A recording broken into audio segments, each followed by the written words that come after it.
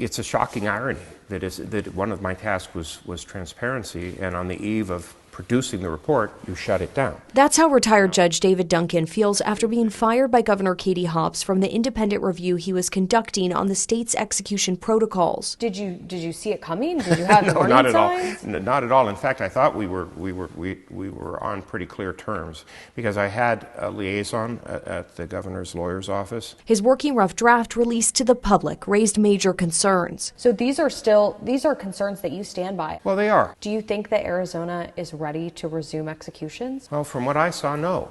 To me, this is not a safe road to go down. Duncan telling us he also had questions regarding the state's drug supply, their documentation process, and payment to those carrying out the executions, ultimately asking to see a training. If I can watch a walkthrough and if I can interview the people who have been hired to do it, and that seemed to be a very natural thing for me to be able to do. Their reaction, the Department of Corrections, was absolutely not. They cut me off from that.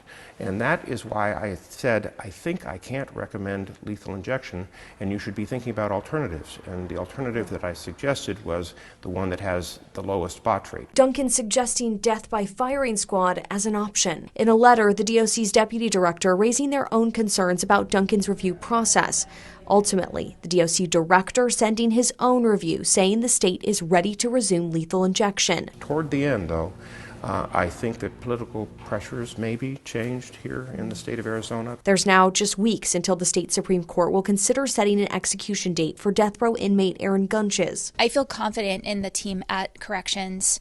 And, you know, the judge through the process, unfortunately, wasn't up to the task. He was expanding his report far beyond the scope of what the executive order asked him to do. Last week, ABC 15 asked the DOC for a sit-down interview, but we didn't get a response. Monday, a spokesperson only saying that they are prepared and confident in their lethal drug supplies quantity and quality. For Arizona Tonight, I'm Ashley Holden.